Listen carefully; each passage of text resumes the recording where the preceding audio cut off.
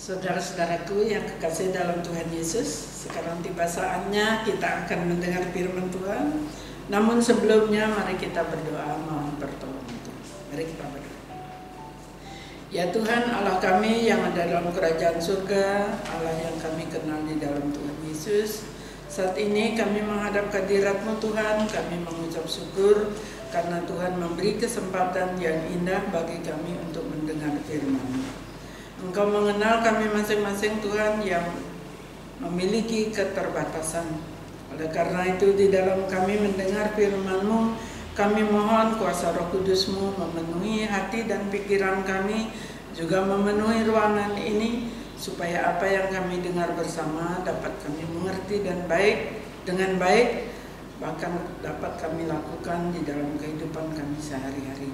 Lebih-lebih hamba-Mu yang akan menyampaikan firman-Mu, berkati segala persiapan yang diadakan, supaya jangan kemampuan manusia yang kami saksikan, tetapi Engkau sendiri yang akan berfirman kepada kami masing-masing. Inilah kami Tuhan, ini kami anak-anak-Mu telah siap untuk mendengar firman-Mu. Berfirmanlah ya Tuhan, kami sudah siap untuk mendengar, kami naikkan doa kami di dalam nama Tuhan Yesus, yang menjadi Tuhan dan Juru Selamat kami. Amin. Kita akan membaca firman Tuhan dari Kisah Rasul pasal 2, mulai ayat 12 sampai dengan 26. Jadi maaf agak panjang sedikit. Mari kita baca. Perhatikan bersama-sama. Rasul-rasul menanti-nanti. Maka kembalilah rasul-rasul itu ke Yerusalem dari bukit yang disebut Bukit Yaitun, yang hanya seperjalanan sabat jauhnya dari Yerusalem. Setelah mereka tiba di kota, naiklah mereka ke ruang atas, tempat mereka menumpang. Mereka itu ialah Petrus dan Yohanes, Yakobus dan Andreas, Filipus dan Thomas, Bartolomeus dan Matius, Yakobus bin Alfius dan Simon orang Selot, dan Yudas bin Yakub. Mereka semua bertekun dengan sehati dalam doa bersama-sama dengan beberapa perempuan serta Maria ibu Yesus dan dengan saudara-saudara Yesus. Matias dipilih menggantikan Yudas. Pada hari-hari itu berdirilah Petrus di tengah-tengah saudara-saudara yang sedang berkumpul itu, kira-kira 120 orang banyaknya, lalu berkata, "Hai saudara-saudara, haruslah genap nas kitab suci yang disampaikan oleh Roh Kudus dengan perantaraan Daud tentang Yudas, pemimpin orang-orang yang menangkap Yesus itu. Dahulu ia termasuk bilangan kami dan mengambil bagian dalam pelayanan ini. Yudas ini telah membeli sebidang tanah dengan upah kejahatannya, lalu ia jatuh tertelungkup dan perutnya terbelah, sehingga semua isi perutnya tertumpah keluar. Hal itu diketahui oleh semua penduduk Yerusalem, sehingga tanah itu mereka sebut dalam bahasa mereka sendiri Akaldama, artinya tanah darah. Sebab ada tertulis dalam kitab Mazmur, biarlah perkemahannya menjadi sunyi, dan biarlah tidak ada penghuni di dalamnya, dan biarlah jabatannya diambil orang lain. Jadi harus ditambahkan kepada kami seorang dari mereka yang senantiasa datang berkumpul dengan kami selama Tuhan Yesus bersama-sama dengan kami, yaitu mulai dari baptisan Yohanes sampai hari Yesus terangkat ke surga meninggalkan kami, untuk menjadi saksi dengan kami tentang kebangkitannya. Lalu mereka mengusulkan 2 orang, Yusuf yang disebut Barsabas dan yang bernama Justus dan Matias. Mereka semua berdoa dan berkata, "Ya Tuhan, Engkaulah yang mengenal hati semua orang. Tunjukkanlah kiranya siapa yang Engkau pilih dari kedua orang ini untuk menerima jabatan pelayanan, yaitu kerasulan yang ditinggalkan Yudas yang telah jatuh ke tempat yang wajar baginya." Lalu mereka membuang undi bagi kedua orang itu, dan yang kena undi ialah Matias, dan dengan demikian ia ditambahkan kepada bilangan ke-11 rasul itu. Berbahagialah kita yang masih diperkenankan untuk mendengar firman Tuhan sampai saat ini. Bahkan lebih berbahagia lagi jikalau kita selalu mencoba melakukan dalam kehidupan sehari-hari. Saudaraku yang kekasih dalam Tuhan Yesus, bila bapak atau ibu keluar dari rumah, ya ke pasar atau kemana, di jalan kita melihat bangunan yang megah, ya ada yang tinggi, ya ada yang pendek, ada yang bertingkat, ada yang tidak, tapi semua kita lihat indah dan bagus. Kemudian kalau kita ditanya, mana kira-kira bangunan yang bagus? Kita tidak akan bisa mengatakan yang mana, karena semuanya bagus, tidak ada kelihatan, tidak ada yang cacat. Jadi susah kita untuk menjawab mana kuat, mana yang bagus. Karena bangunan itu akan kita tahu bagus atau tidak, kuat atau tidak bila ada masalah. Contohnya, bila ada hujan, baru kita tahu bahwa itu bocor, ini tidak bagus karena bocor.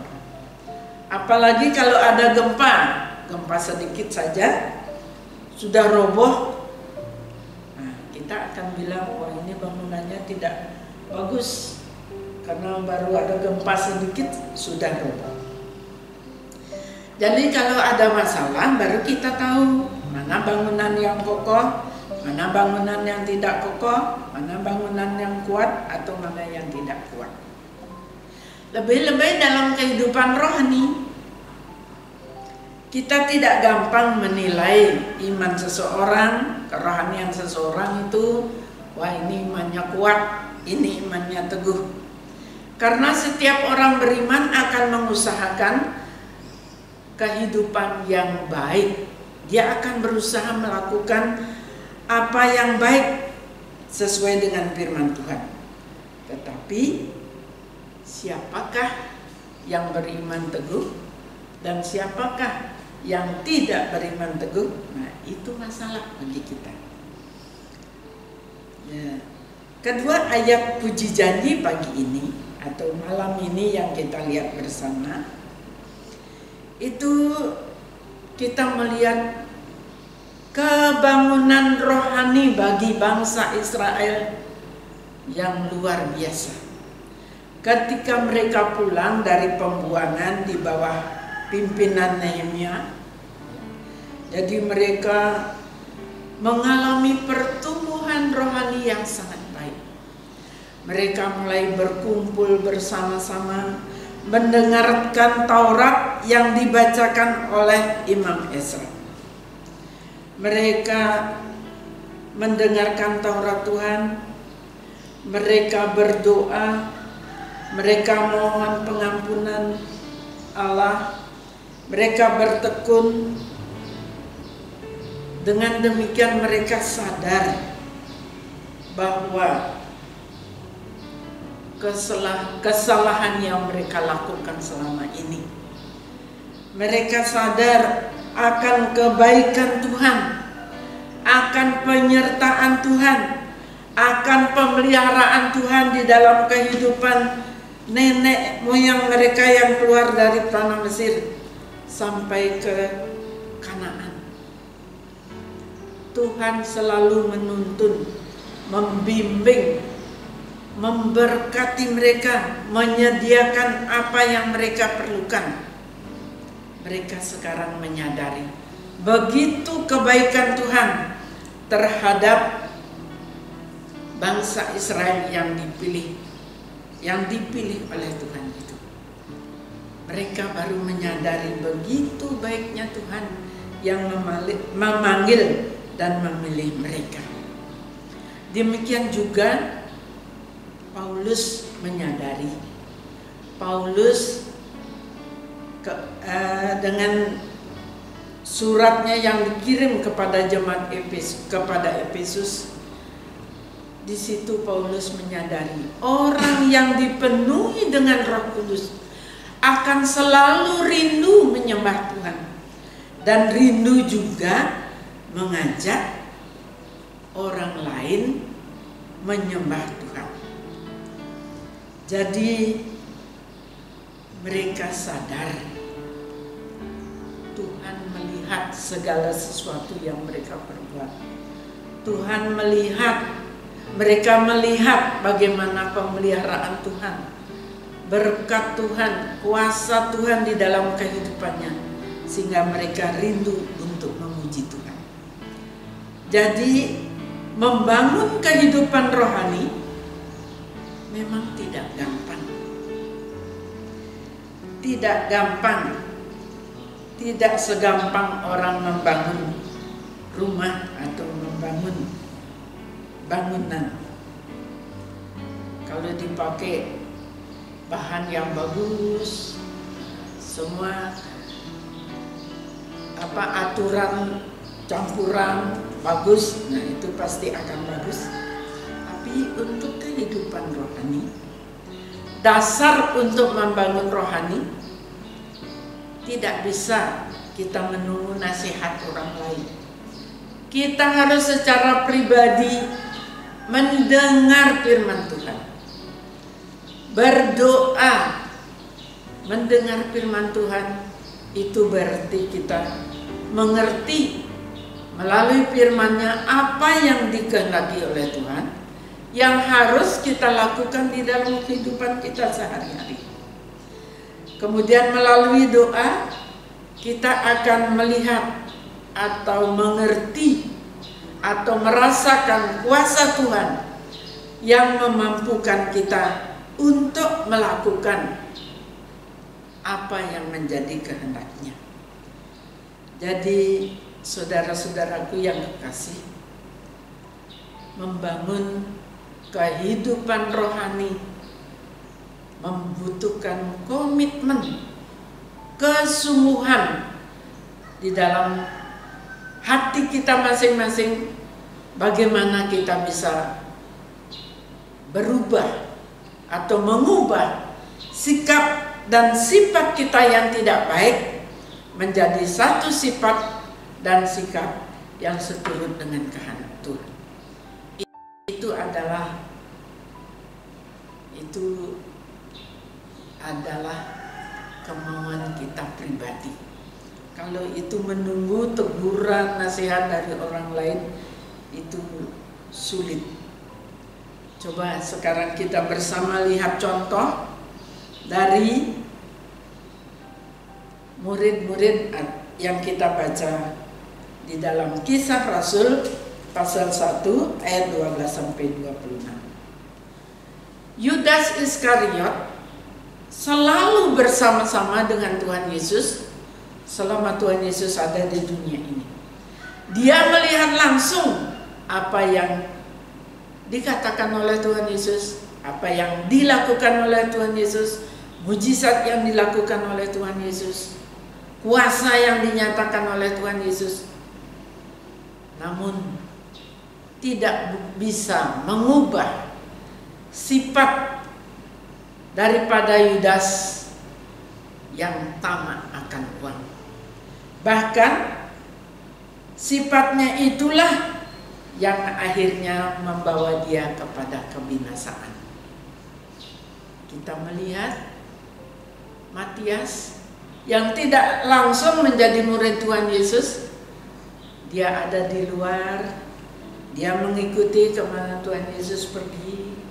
Dia mendengarkan dengan sungguh apa yang diajarkan oleh Tuhan Yesus. Dia melihat, memperhatikan dengan sungguh, memikirkan dengan sungguh setiap mujizat, setiap pekerjaan yang dilakukan oleh Tuhan Yesus. Dia menyadari betapa hebatnya Tuhan Yesus. Ternyata Tuhan Yesus tidak seperti manusia biasa. Dan dia yakin akan semuanya itu. Pada akhirnya justru Yudaslah yang terpilih menjadi murid menggantikan Yudas Iskariot. Ada komitmen dalam hati Yudas, dalam hati Matias untuk untuk dia melakukan apa yang diajarkan oleh Tuhan Yesus. Karena menurut dia itulah yang berkat. Itulah yang terbaik di dalam hidup ini, bahkan di dalam dunia ini. Tidak ada yang lebih baik daripada yang diajarkan oleh Tuhan Yesus.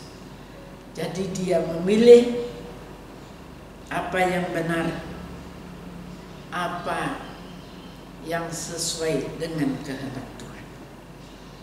Jadi dia betul mendengarkan, merenungkan dengan sungguh,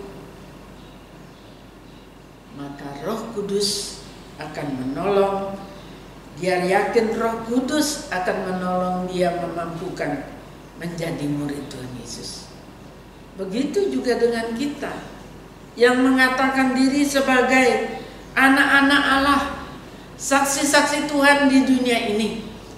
Tidak akan terjadi otomatis dengan kita mengikuti segala program jemaat di mana kita tinggal. Kemudian kita otomatis menjadi orang yang beriman dengan sungguh, beriman dengan benar. Jikalau kita tidak mempunyai komitmen untuk mengubah sikap-sikap kita yang tidak baik, yang tidak sesuai dengan kehendak Tuhan, menjadi satu sikap dan sifat yang seturut dengan kehendak Tuhan, kita mohon pertolongan Roh Kudus untuk menuntun, memampukan kita melakukan kehendak Tuhan di dalam kehidupan kita sehari-hari. Barulah kita mampu, barulah kita layak disebut anak-anak Allah, disebut saksi-saksi Tuhan, semasih kita boleh menumpang di dalam dunia ini. Berbahagialah kita yang masih sampai saat ini diperkenankan untuk mendengar firman Tuhan, yang diingatkan apa itu beriman yang benar di hadapan Tuhan. Sekarang tinggal kita boleh pilih mana yang kita mau. Maukah kita merubah sikap dan sikap kita yang tidak sesuai dengan kehendak Tuhan, karena hanya dengan demikian kita layak disebut anak-anak Tuhan, saksi-saksi Tuhan selama kita ada di dalam dunia ini. Amin. Tuhan Yesus memberkati. Satu doa bagi kita. Tuhan, terima kasih atas firman-Mu yang boleh kami dengar saat ini. Kiranya kuasa Roh Kudus-Mu menolong kami, memampukan kami untuk melawan segala keinginan kami yang tidak seturut dengan kehendak-Mu. Kuatkan iman percaya kami, agar kami mampu melawan segala semu daya iblis yang selalu ingin membawa kami jauh daripada-Mu. Sehingga dengan demikian kami layak disebut anak-anak Tuhan, saksi-saksi Tuhan selama Engkau perkenankan kami ada dalam dunia ini. Kami mohon ini semua di dalam nama Tuhan Yesus yang menjadi Tuhan dan Juru Selamat kami. Amin.